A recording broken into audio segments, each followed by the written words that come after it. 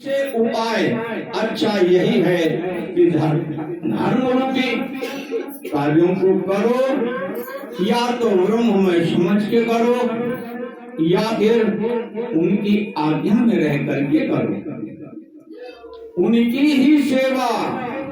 ऐसा मानो तो भी हृदय के पट खोलेंगे और वही सभी रूपों में है, जड़ में भी, चेतन में भी,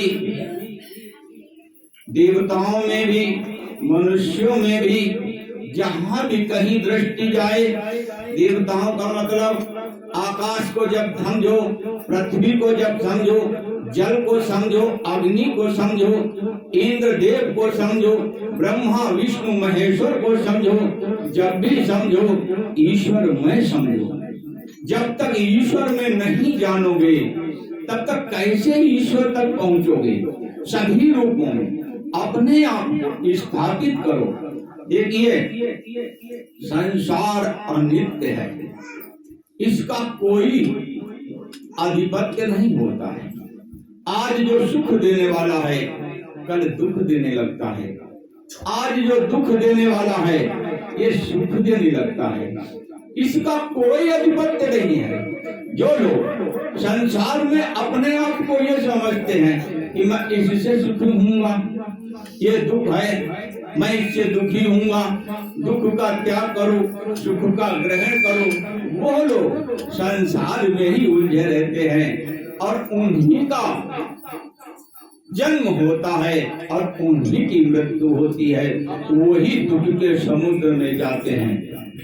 जो लोग परमात्मा के सदा नजदीक रह करके परमात्मा की आज्ञा में रहते हैं, परमात्मा की ही सेवा में रहते हैं, परमात्मा का ही स्मरण हृदय में करते हैं और परमात्मा का ही सभी रूप में दर्शन करते हैं, वही तो परमात्मा में रहेंगे और वही परम ब्रह्म परमेश्वर में रहेंगे।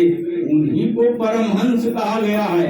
देखो, हजारों, लाखों, करोड़ों और अरबों में कोई एक आध, सभी मनुष्यों में कोई एक आध धर्म का अनुयायी होता है। सच्चे मन से वही धर्म वाला लाखों करोड़ों में धर्म पे चलने वाले लोग जो होते, उनमें कोई एक आध भक्त बनता है और एक आध जो भक्त बनता है उनमें भी लाखों करोड़ों में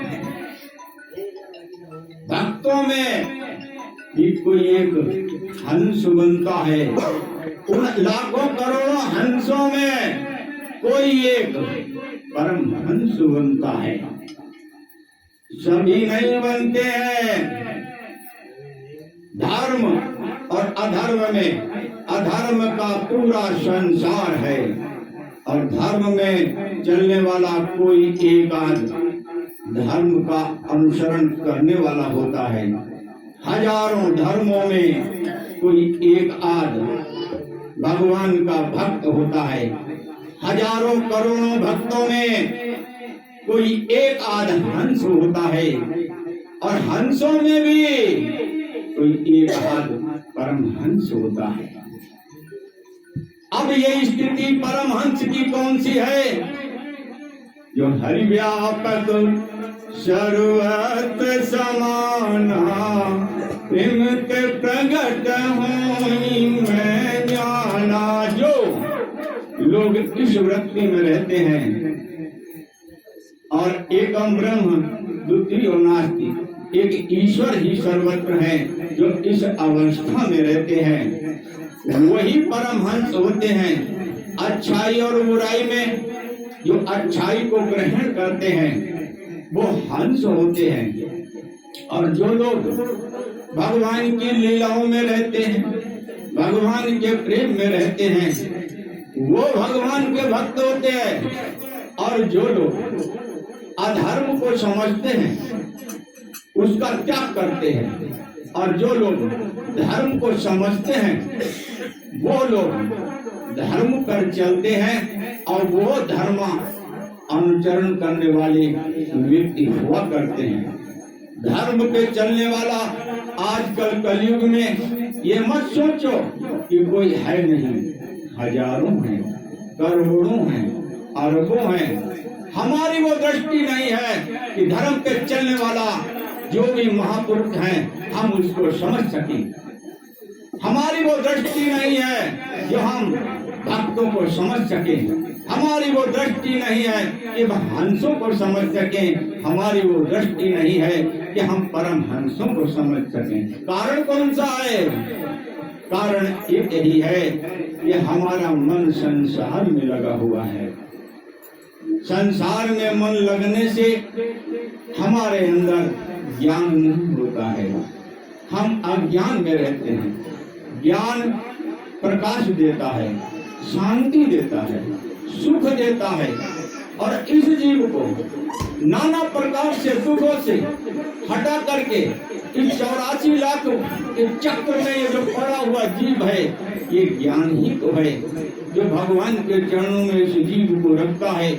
अपना स्वरूप भी समझाता है कि भाई तुम पंच भौतिक शरीर के नहीं हो। तुम अपने आप को ब्राह्मण मत मानो, अपने आप को क्षत्रिय मत मानो, अपने आप को वैश्य मत मानो, अपने आप को शूद्र मत मानो। अरे तुम तो सच्चित आनंद स्वरूप हो। नहीं पांच भूतों की ये देह मैं हूँ, अमर आत्मा सच्चिदानंद मैं हूँ। ऐसा अनुभव जब तक नहीं करोगे अपने स्वरूप का अनुभव कैसे हो जाएगा? अगर तुम मानते रहो कि मैं तो ब्राह्मण हूँ, मैं क्षत्रिय हूँ, मैं वैश्य हूँ, अरे सावधान सावधान रहो, नहीं समझ पाओगे कैसे ईश्वर में पहुँच सकते हो। इसको समझो, अपने आप को जानो कि तुम पंच भौतिक शरीर के नहीं हो, तुम ब्राह्मण नहीं हो, तुम वैश्य नहीं हो, तुम शूद्र नहीं हो, तो तुम कौन हो? ये भी मानो कि तुम जीव जो हो क्यों हो? इसलिए हो कि तुम्हारा जीव का भाव, जब तुम जीव भाव में रहते हो तब तुम जीव हो। जीव भाव कौन से होते हैं? ईर्ष्या, द्वेष, लोभ, क्रोध, संसार की आसक्ति, इसमें ये जीव पड़ा रहता है। इसमें पड़े रहने के कारण इसके जीव भाव बनते रहते हैं। न इसे देवता दिखता है, न इसे मनुष्य दिखता है और न ही इसको अन्य पशु पक्षियों में पशु पक्षी ही दिखता है। इसको सब जगह दूषित ही दिखता है और कुछ भी नहीं दिखता। कारण क्या? एक ही कारण है, वो ये है कि इन भावों में ये जीव रहता है। इन भावों में सदा ये जीव न रहे, इसके लिए परमात्मा की लीलाओं का स्मरण करो। जो धर्म पे चलने वाले लोग हैं, जो धर्म पे चलने वाले लोग हैं, उनसे संबंध जोड़ो। ये श्रद्धा संबल रहित नहीं संतन कर साथ, इनके मानस अगम अति जैन प्रिय रघुनाथ।